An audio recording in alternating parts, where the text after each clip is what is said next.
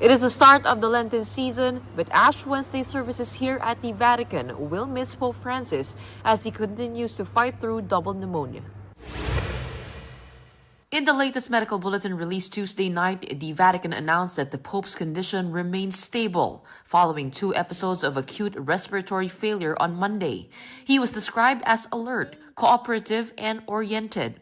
No further episodes of respiratory failure or bronchospasm have been recorded. He has also transitioned to high-flow oxygen therapy and will continue on non-invasive mechanical ventilation until later today.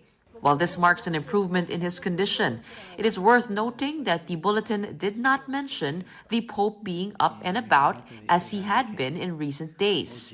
The prognosis remains guarded. We gained more insight into the Pope's condition from the Philippine ambassador to the Holy See. Kita naman, probably from around the Christmas season kasi hectic yan for the Vatican. He had difficulty breathing talaga. And hindi niya natatapos yung homily or yung mga catechesis niya. But for a man his age, he gives a very punishing schedule na I guess he starts at 8 o'clock. And then sunod-sunod yan yung mga appointments niya. Even sa nababasa ko sa schedule niya, I get tired from just reading yung anong mga activities that he is supposed to do during the day.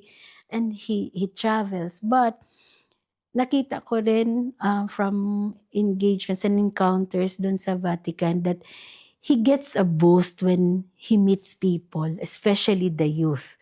If may occasions during papal masses na may maraming mga kabataan and they keep shouting his name, mas lalong humahaba yung kanyang ikot. Makahilig says the unprecedented daily health updates being released by the Vatican are a response to the call of the public. It's one for transparency. And yun nga, yung concern niya na people do not get too concerned as well sa kanya. Di ba parang it's a way to ease yung concern ng mga tao sa kanya. So I can imagine na he would want people to know his situation so that they are given some measure of reassurance as well.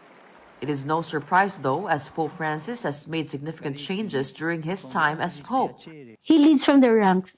Hindi siya yung somebody who's way up there na detached and parang difficult to get to. His accessibility is something that endears him and makes for a good leader kasi nakikita ng tao na he is one of them. As to whether his health deteriorated due to a widening gap in the Vatican's finances and a reported clash with cardinals due to Pope Francis' creation of a high-level task force to do a Vatican-wide auditing, I think a lot of the niya was really to do a system change. Hindi lang naman siya nag-target ng individuals. You know, it wasn't really a witch hunt na targeting a particular person, but ang administrative changes that he has pushed was really to make the Vatican city-state and the church itself function better and do its work more efficiently and get the benefits to the intended recipients talaga. and with the Pope's roller coaster of a ride in the hospital, the Filipino faithful continue to express its solidarity even from within the Vatican. Praying is something that has always been a strong suit for any believer. So we continue to pray that he pulls through with this one. And we also pray for the church itself, no, na just like any other entity that could be facing transition, that it will stand firm and continue on.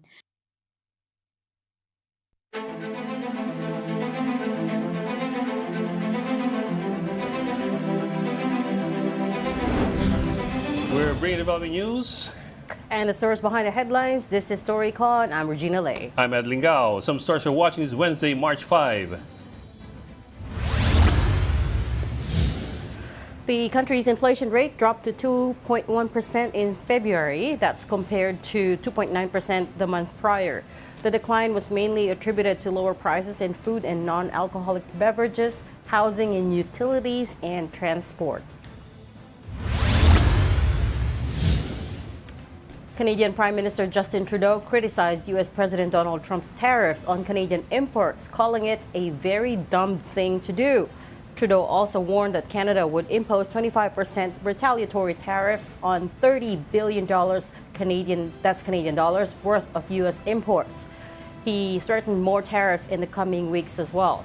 Trump says he will reciprocate any Canadian action and further accuse Canada of failing to address fentanyl trafficking.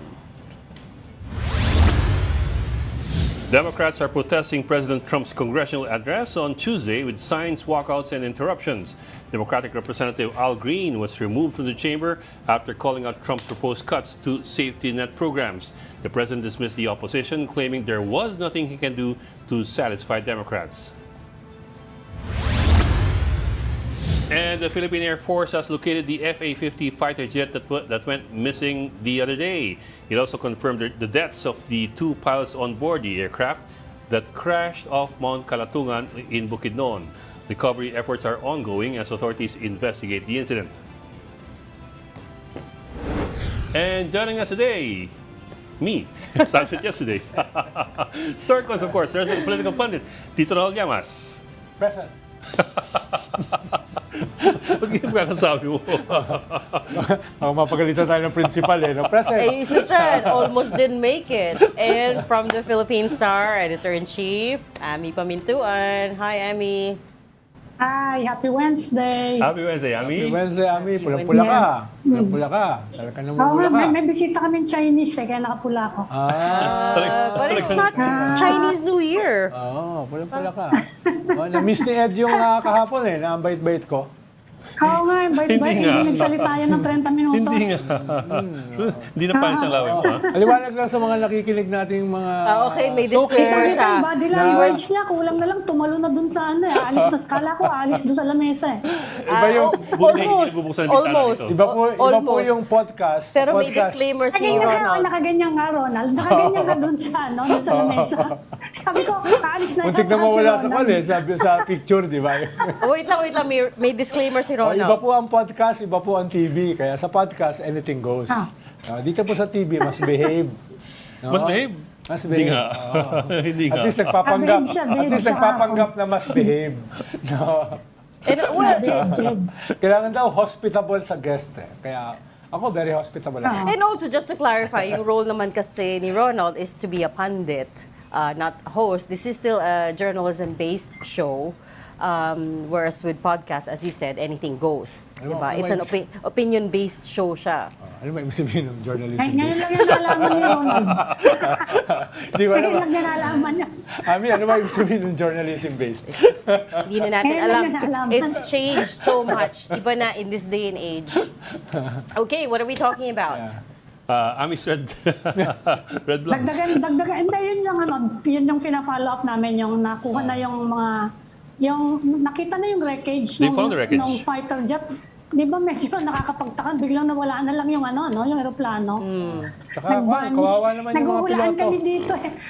Sabi ko, ako, yung iba sabi, nalaglag daw dun sa tubig, sa bundok pala, no? Pero medyo mahirap-hirap yung bigla na lang nawala. Wala bang kwan yan? At least nakita na, no? And unfortunately nga, yun. Wala ba Unfortunately, yung Wala eject nga button? yung dalawang ano. Wala bang eject button yan? Yung napapanood natin sa mga Yun, movies. Meron, but they nasa weren't sobrang time able- panood ng Tom Cruise, ano? Di ba? Yung pag alam mo na delikado na, nag-eject ka we were told meron in the FA-50, but clearly they weren't able to eject themselves in time. It has a Siguro, Martin Baker Mark 1600 ejection seat that's Yes. capable of ejecting a person from a jet that's at zero altitude and zero airspeed Yes, may with limit complete yun safety. May limit yun It's not a button it's Binabatak. for the Martin Baker 16 Mark 16 dito mo hahatakan sa ilalim yun Oo. Dito. Nung nag-drive ako dati niyan, yun ang ginamit ko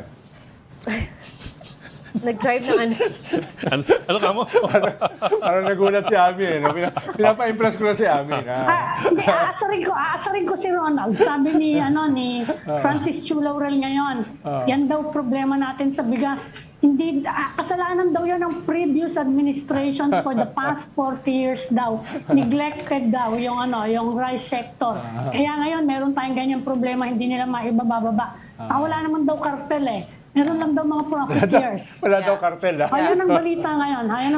Yan ang pakasar ko kay Ronald. Sige. But you know, Wala daw kartel, ha? Pero actually, nangyari yung Walang rice kartel, tarification walang law kartel. during the previous government. Eh. Ami, that was 40 years, the past 40 years daw, that was Francis Chu Laurel. I agree Kasi that was a problematic interview. Pero Yes. he's not entirely wrong. We have neglected the Yes. agricultural sector. Pero mali Ayan, lang siya. tanong si Ronald. Meron ba kayong 3 oras para ipaliwanag ko yan? Pero okay, mali lang siya, si Secretary Q. Laurel, when he said, Hindi siya secretary. Secretary, DA Secretary. Si DA Secretary. DA Akala ko Secretary. yung kapatid niya, Hindi, Herman. Si Herman Chu Hindi. Laurel. Magpinsan sila. Secretary. I don't think magkapatid. I think they're related pero hindi siya magkapatid. But Yes. anyways, he said na rice prices in the Philippines are still high kasi may 35% tariffs. This is not right. Kasi last year, di ba, binaba na yung it's now tariffs 15. is now at 15. And in fact, when the Marcos administration was lowering the tariffs, there was a huge outcry from the industry kasi it would lead to, they were worried about the local farmers, and the administration justified it by saying this will lead to significant drops in rice prices by January. Well, January came and went, hindi naman bumaba yung prices. So that's my issue with it. Hindi, totoo naman na historical din naman yung problema. Yes, At correct. institutional din. No, historical, institutional. Pero particular administrations can do something about it. May mga low-hanging fruits na pwede mo namang ayun. Pero hindi totoo yung sinasabi niya na walang kartel.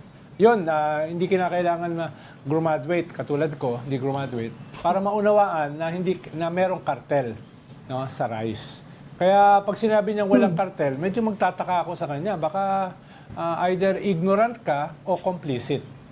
You know, I Ano ba mas mabuti? Complicit o ignorant? ignorant. Ignorant. You know, I remember, Parang I think it hindi. was 2017 or 2018, President Duterte in one of his sonas even ordered all intelligence agencies of all the departments to go after the rice cartels. Yeah. Parang kulang na lang sabihin niyang parang I hate drugs. I hate cartels.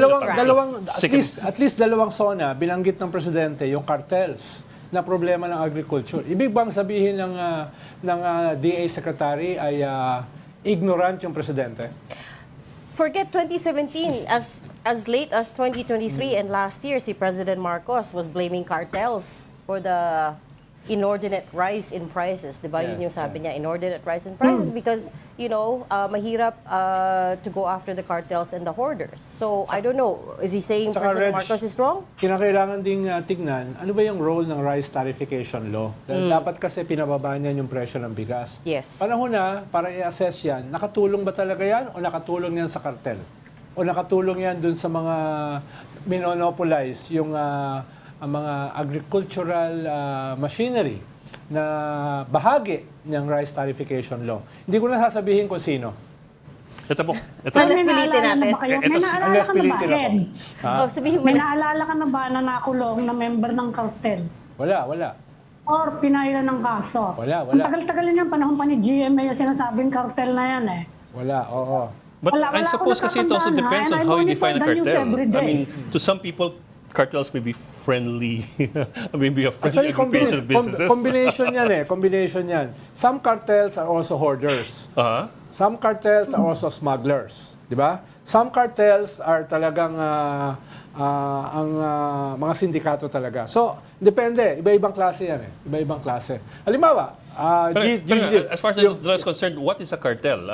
When are you considered a cartel? yan yung nagmomonopolize, Yeah, control yung regulatory functions ng gobyerno. Right. No? Whatever Et cetera, et you cetera. want to call them, as long as they're artificially keeping prices high, yun yung problema. Halimbawa, ang farm gate price ng palay sa binibili ng mga cartel ay usually 17 to 19 pesos per kilo. Yeah. Tapos i-mill yan, ibebenta yan Dodoble. ng 50 to 70 or more. No? Yes. So yung kumikita are not the producers. Ang kumikita are the the cartels. middlemen. Oo, the middlemen. They usually are cartels. Ibig sabihin may monopoly sila. Yeah.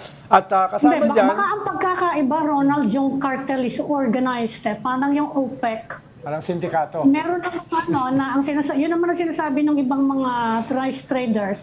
Hindi kami nagkakartel, we are just following sound business practices. But at Hindi least daw nila sabay-sabay nilalabas yung nila, yung bigas nila. Siyempre, pag mataas ang demand, I mean, ganong klaseng control. O tinatanong natin kung meron bang organized manipulation. Yes. Yung Yes. magkakasama talaga Correct. sila, yun ang cartel. correct. Yeah. So At- baka yun din naman ang ibig sabihin, wala sigurong nakitang ganong klaseng organisasyon dito. Parang sindikato na yan, yung cartel, Dahil hindi no? sila naghahanap. Parang oo, yun. Merong ganon. At meron Either- namang kanya-kanya, pero pare-pareho ginagawa nila. Oo. Kapag mag-hoarding kami para tumaas ang presyo, Yes. pare-pareho ginagawa nila, pero hindi Yes. sila organized. Yes. So pwedeng sabihin nga na hindi sila cartel. Hindi ko alam kung yun ang ibig sabihin ni Secretary Laurel. Kasi sa One News pala sinabi kayo talaga. Ito po, ito sigurado ko, ito sigurado ko, busog to sa Unli Rice. Sa cartel. Kasi yan, either they are ignorant or they are complicit. Uulit ko yun, no? Because that's Or- a technicality. Gusto ko yung kay Canada, dumb. Dumb. Yeah, It's a very dumb policy. Nag-i-enjoy ako, may mas malaking problema sa ibang bansa kaysa sa atin. Oo Ano? nga, oo nga. Pero Kasi magulo panghuli sila, na lang. Usually yung cartel are very sophisticated. Ibig sabihin, Yes. hindi pa itinatanim yung bigas, no? Nabili na nila. Dahil yung mga farmers, pinapautang nila Futures. ng mga farm Di ba? inputs. Yun yung that's future. right. Dahil Input. hindi kasi natutulungan ng gobyerno, nasa subsidize, kaya or halimbawa kung may bagyo na bibigyan ng social insurance, so itong mga kartel ang pumupuno niyan. Kaya pag tubo na nung bigas ay sila na may-ari dahil nakabaon sa utang yung magsasaka. No? Yun yung they are very sophisticated. Oh, tama na, kinakabahan na ako sa kasama natin, baka makatulog eh. Oh, yan. Ipasok na Okay, si Manny Magato. let's bring him. At ito, sigurado akong nabusog to sa Unli Rice. May cartel to ng siopaw. Our security editor, Mr. Manuel Mugato. Manny, thank you for joining us this afternoon. Well, magandang hapon. Hi, Thank you. Manny. Hi, Manny. Hi. Ganda ng damit mo, ah. Oo. Ano ba yun nasa likod mo? Pang-ambassador Ano yun nasa likod mo? Naka-t-shirt pala sa loob. T-shirt sa loob. Librong luma. Parang tindahan ng, parang sari-sari story yan sa likod mo, ah. Mga librong luma yan. Ano, Oh, kala pwede na ko. paglagay. Okay. Manny. Wogs, sige, go ahead. We're talking about the fighter jet Just the fighter jet, yeah. na nahanap na. Unfortunately, both pilots are confirmed dead. What do you know, Yes. Manny? Ba't hindi sila naka-eject? Ay, hindi ko alam yan. Mahirap Hindi kasi. ka agad nakita, Manny. Wala ba tayong radar? Bakit hindi nakita nung katabing eroplano kung saan napunta? Bigla na wala communication eh. Kasi siguro nagkaroon ng problema sa cockpit. No? Yung control. Pero di ba, Mogs, may redundancy yan? Usually may redundancy yan eh. Pag nag-fail yung isang security, may susunod, di ba? Lalo na yung ganyan mga high-tech na jets. Oo, pero kasi alam mo yung jet ng Philippine Air Force, yung FA-50, hindi siya talaga dedicated fighter. Actually, trainer jet yan eh. It's When a we lead bought that in... jet in Anong ibig sabihin 2015, nun? Pang-training lang. Pang-training lang yan. Kasi ang talagang gusto ng Pilipinas is to acquire more sophisticated fighters like F-16, no? But before you can transition to F-16, Training muna. Training wheels, para kumaga. training muna. So, yung FA-50, yan ang ginagamit na pang training. Yeah, it's called Kasi lead-in fighter trainer, LIFT. Kamusta ba, Mogs, ang ating training? Dahil sa US kasi, para maging Top Gun, that's 8 to 10 years of intense training. No, hindi siya 6 months, 1 year, 2 years. Talagang mahaba yan. Sa atin ba, paano ba training? Talagang ganun din ang training natin, no? Tuloy-tuloy yan. No? Ang problema ko, we bought 12 FA-50. in 2015, no? And last year, ang lumilipad ano lang, less than 6. So, ano nangyari sa Kasi iba? ang problema, walang spare parts. No? Sa Or talyer, lang, hindi pwede? diba? Hindi pwede sa talyer? 4 lang up. Biniling aeroplano, 2015, talagang platform lang. Parang bumili ka ng Toyota lang. So yung mga after sales, mga spare parts, yung logistics, maintenance, hindi kasama. Pero di ba dapat kasama Hindi yon kasama sa mga ganyang klaseng bilihan? Di ba dapat kasama yon? Pero sinapchap kasi, sinapchap ng Air Force. Kaya yung spare parts na component, last year lang mabili. Kaya actually, ang worst case noong 2023 parang 3 lang lumilipad Pero because of the spare parts last year, parang naiangat sa 6, 7, no? Pero yun nga, dahil nag-crash yung isa, first accident sa Pilipinas, gin-rounded na nila lahat ng remaining na FA-50. Pero Anong impact nun sa atin, Mogs? Yung pagkagaground. Anong impact sa operations natin? Kasi ginagamit din ng pang-patrol, di ba? Malaki kasi ginagamit niya pang patrol sa West Philippine Sea, no? Ginagamit din niya pang scramble pagka may Kung may pumapasok, may pumasok na napapalapit. O pag may presidente pa ang dami escort. pumapasok sa atin. Kasi sa integrated air defense system, dapat meron kang radar na nakikita kung may darating, no? Pangalawa, meron kang fighter na sasalubong para para patigilin, no? Para ipabalik yung yung nag-intrude, no? At pangatlo, meron kang missile system sa baba, surface to air, para tirahin kung sakaling hindi mahabol ng aircraft natin. So, it's an integrated system. Ang problema, meron tayong radar, meron tayong missile, wala tayong aircraft, no? Kasi very few, no? Very few yung lumilipad. Maski na sabihin mong 12 yan na lumilipad, kulang pa rin yan sa laki ng airspace na binabantayan natin.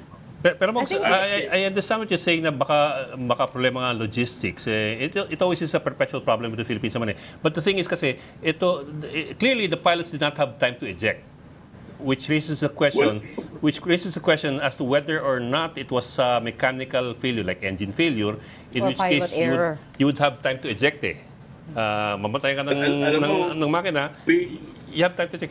Versus, for example, we really don't know. We really don't know what happened. Kasi maybe the 2 pilots tried to save the aircraft. No, baka pwede pa nilang ilipad at pumunta sa malapit na airport, no?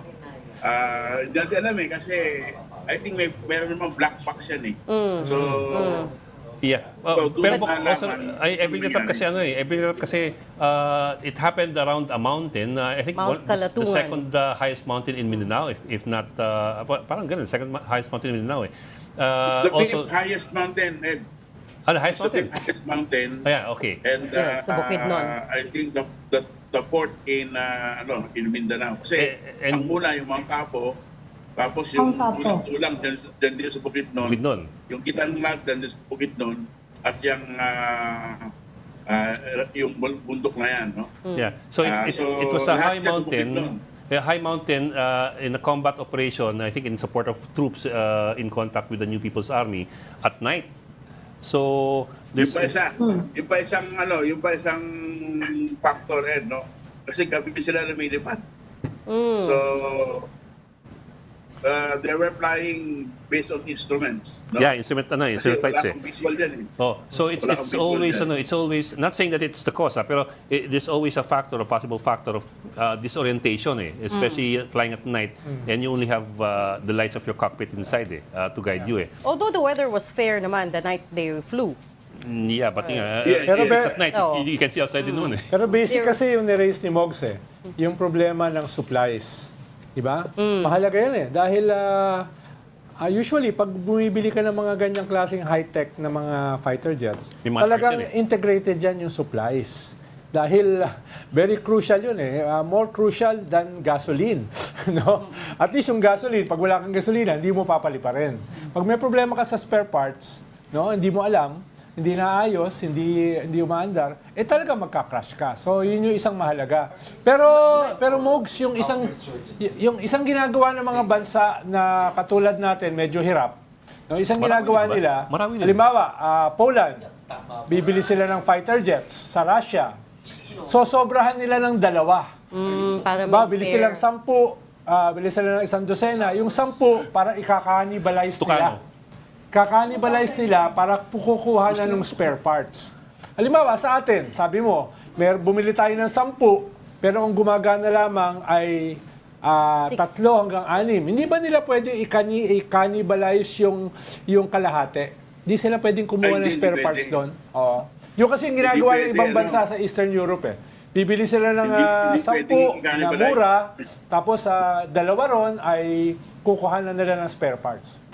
Hangar Queen ang tawag nila doon mga Hangar Queens. Hindi pwedeng ganon, Ronald, kasi mga bago to So, talagang bumili ka ng bagong spare parts. Ang alam ko lang kinakanibrize, si 130. We can't Kasi afford to they use capitalize. Mogs, how long itong grounding? Because I think they were supposed to use one of the jets din sa upcoming Balikatan exercises, right? How long daw yung grounding? Yes. It depende yan sa investigation na gagawin ng Air Force, no? Pero it should be fast kasi kailangan nila yung fighter na to. Not only for external defense operation but also for training purposes. Yes. Ano bang latag Kung ng ating Air silang Force natin, ngayon, may natira Mogs? pa ba tayo? May natira pa ba tayong fighter jet? Meron pa bang iba? In relation sa tanong Wala. ni Ami Mogs, ano bang latag ng ating Air Force ngayon? Broadly, no? Ano yung meron tayo? Pagdating sa fighter planes, ang fighter lang natin itong FA-50 ng Korea at yung lumang S-211. Pero yung S-211, isa na lang yung Trainer jet din yun. Trainer jet din yun, di ba, Mong? Pero isa na lang. Napaka-notorious sa mga crash. Yun ang napakarami na natin nag-crash na S-211. Yeah, it was called the Yun ang Widowmaker. marami na tayo crash. Oh, that one. Tama. Yan. Pero isa na lang lumilipad Pero ang alam ko, retire na yan So wala tayong fighter, no? Kasi yung dati nating fighter, yung F5, niretire na rin yun noong 2004. Parang gano'n. Yeah, So ang 2004. talagang naiwan sa ating aeroplanong lumilipad, yung fixed wing, no, yung DLC, hindi yung helicopter, yung galing sa Brazil. Yung Tucano. No? Tucano, yun na lang.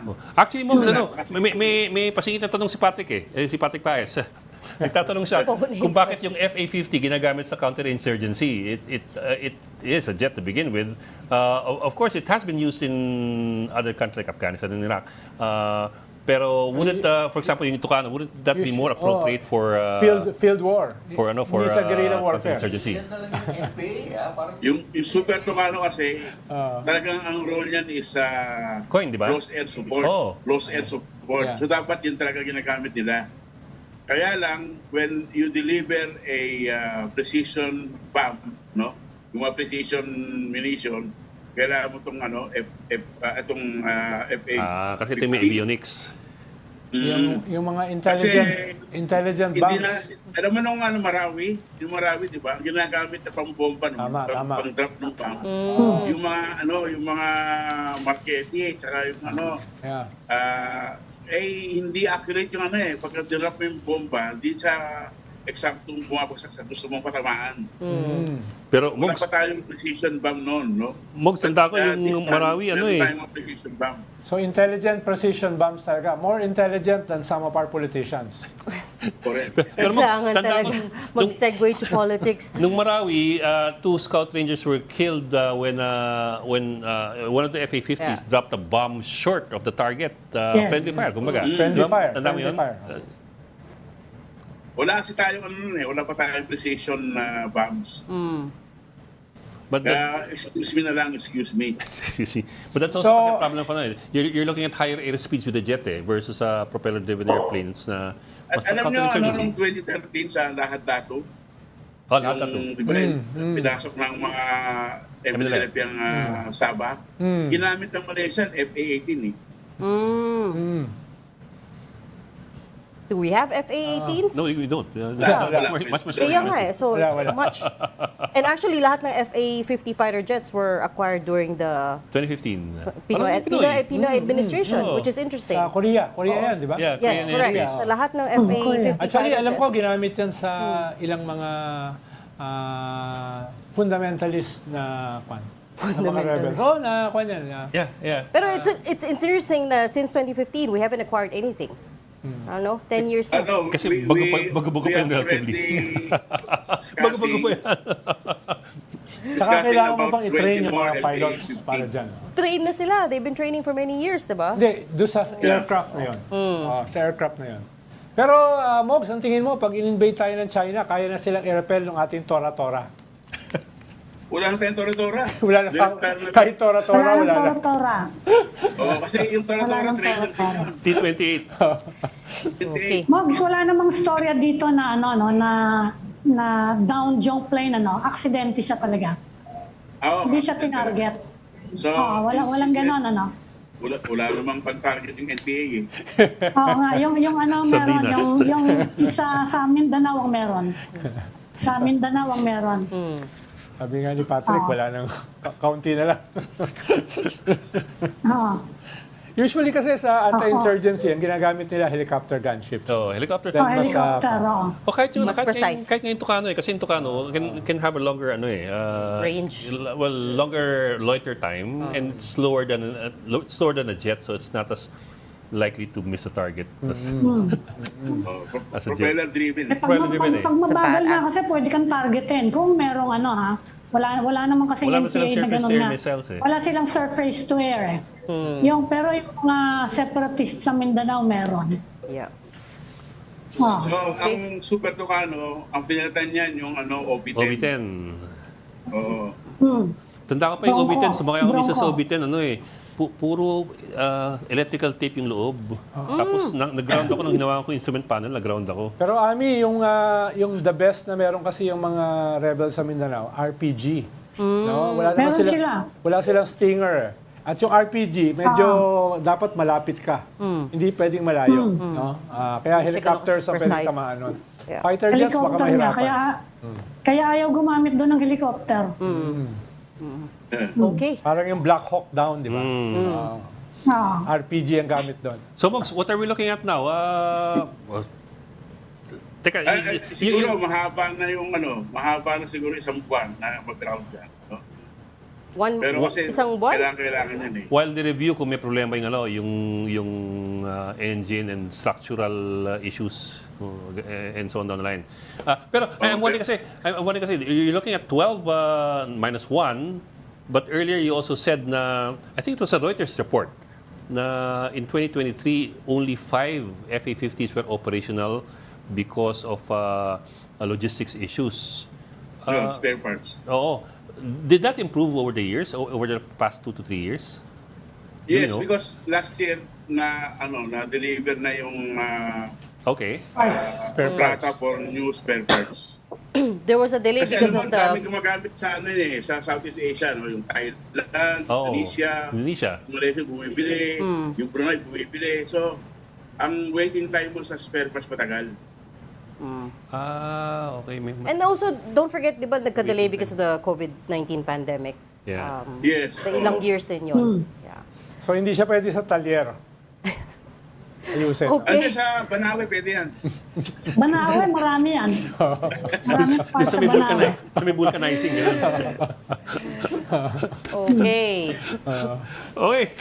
Mr. Manny Mogato, our One News Defense Editor, thank you for staying awake. Salamat, Thank you for staying awake. Mogs. Thank you, Manny. Si Mogs, parang Very good time. bagong gupit ah. Tingnan. Oo, bagong gupit. Hindi yung bago, pinapawisan lang yan eh. Ha?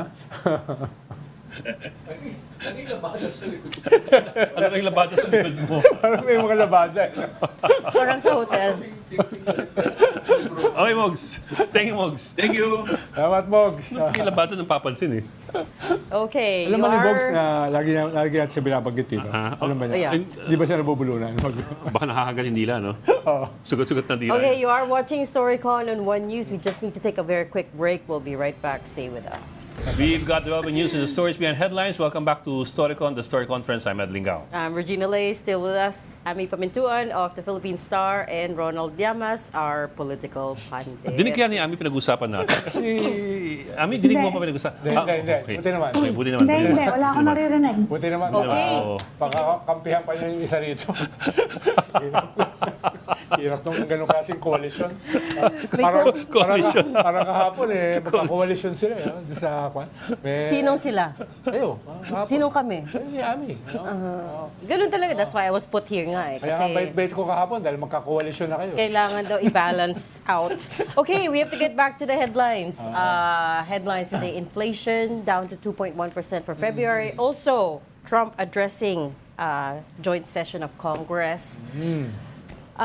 For the first time in his second term, maraming takeaways. It was the longest congressional address, by the way, in U.S. history, which is interesting. May mga nag-walkout pa eh. Oo, the Democrats were protesting. They were holding up signs. Dahil yung matagal ng social protection system ay mukhang under attack. No? Kasi yan parang sa Europe, kahit magbago ang gobyerno, yung social protection di mawawala. Stays in place, yeah. Oo. Sa US, ngayon ay binabaklas. Yeah. No? Yeah. Kaya, The whole federal bureaucracy yes. is being turned on its head, di ba? Tapos, mahalaga rin, yung pinag-uusapan pa rin hanggang ngayon, yung White House incident with Zelensky. That practically overturned the international system based sa post-World War II consensus. There is a positive development on that. He mentioned Ukraine. He said, essentially the message is the Ukraine peace deal is not dead. Because apparently, President Volodymyr Zelensky wrote to the White House and it said, Ukraine is ready to come to the negotiating table as soon as possible to bring lasting peace closer. So, I don't know if that's kind of concession to the US. Nagbabackpedal naman pareho eh. Backpedal dahil So para it's sa not Ukraine dead. kasi, a ceasefire should not be capitulation. Yes. Ang bottom line nila, hindi hahatiin yung bansa nila. Correct. No, ang US naman, may negosyo eh. Gusto nila yung mga mineral resources ng Ukraine in exchange for support. So, Trump kasi, transactions yan eh. No? The art of the deal. So they haven't reached the point of no return? You mean after... No, it's not dead. But that's ano, I mean, that's something they announced. That's something also expected. Yeah, ang problema dyan yung Diplomats. unpredictability ni Trump. Sabi nga ni Ambassador Babes Romualdez kahapon sa FOCAP, yun yung first time na inamin niya na, We might have to rethink. Yung ironclad na relasyon natin. How ironclad is ironclad? Dahil even with NATO na dapat ironclad, ay parang hindi na ironclad. Pero at the same time, on the other side naman, the cup half full, na-exempt tayo doon sa ban. Okay. Diba? Doon sa military, yung blanket ban sa military aid.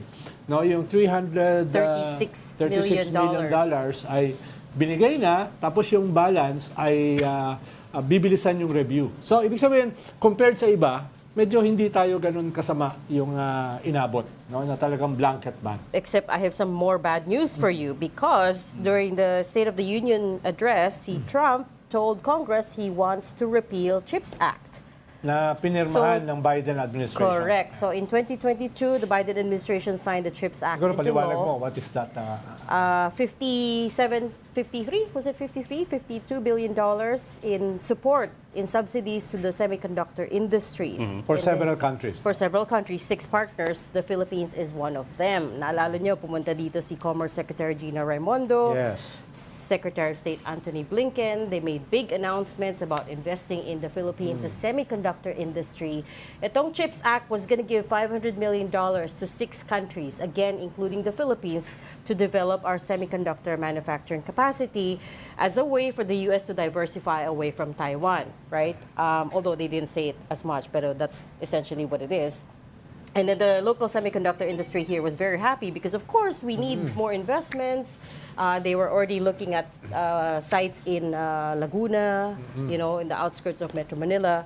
Pampanga and SAPI, the industry body here, was very happy about it too. But now, again, today, coming back to Trump's address in Congress, he's calling on Congress to repeal that law, which means we will be badly affected by it. Electronics imports. Pumayag yung Congress. Oo, alam ni Ami to, electronics Pumayag yung exports. Congress.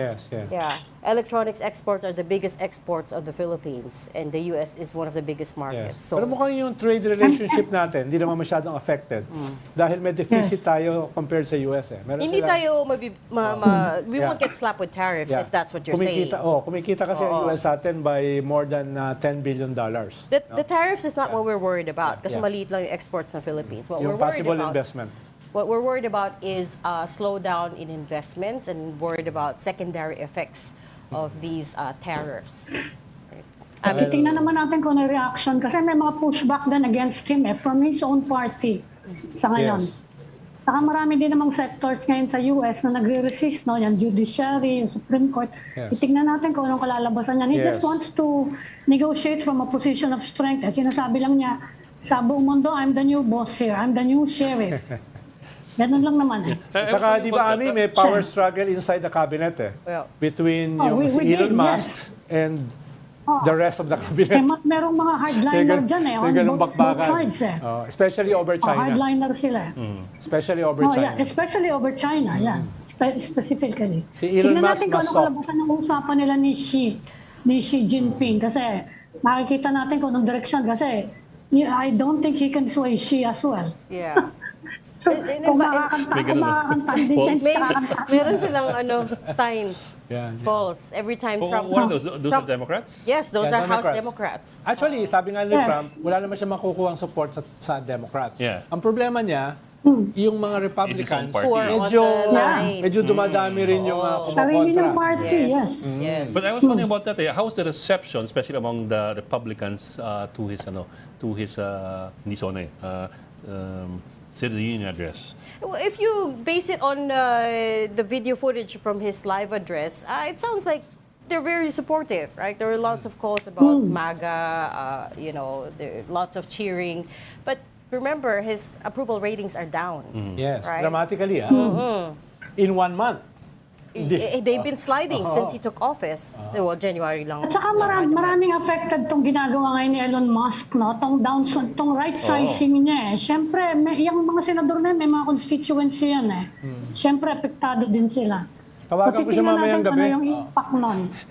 And sometimes government is the biggest bureaucracy. So if you start slicing Exactly. the bureaucracy up, Ang laking yung constituency, political impact noon, lalo na sa yung federal downsizing nila na Yes. inutos ni Elon Musk, no? With his 20-year-old staff. And yung weekly emails explaining what they did.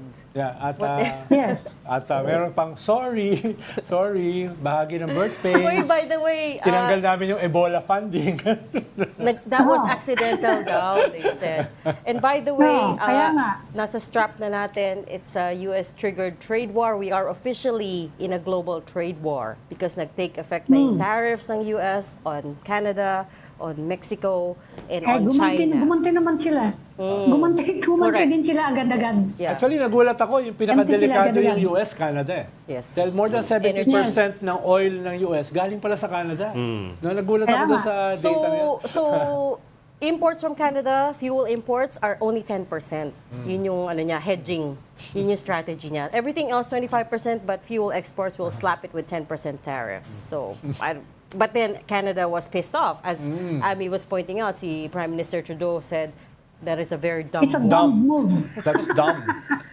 Okay sila, no? Dumb and dumber. Galit na galit siya. He was pointing out that they're the longest and strongest ally of the United States, and why would Yes. Kapitbahay. and why would the US do it to them, right? Kapitbahay eh. Pero kamusta nga Greenland? Well, gusto pa rin niya i-annex. Ganda ng Greenland, ang ganda doon, nakapunta na ako ron. I'm supporting Greenland today. That's why I'm in green. But yes, gusto pa rin niya i-annex. Magka tayo solidarity with Greenland. Na ngayon, green na talaga. Ngayon, In the Brina. Gulf of Mexico. Yan. Uy, magpaalam na kayo. Kamusta pala tayo? Oo nga, overtime na Kamusta kayo. pala tayo? Si Papa J, baka palisin tayo. Okay, thank you for watching the Storycon today. We have Ami Pamintuan, Editor-in-Chief of the Philippine Star, Ronald Llamas, a resident political pundit. Join us again tomorrow at 4 p.m. for Storycon. I'm Regina Lay. I'm Ed Lingao. We are One News, all sides, all the time. This is the Story Conference Group or the Storycon Group.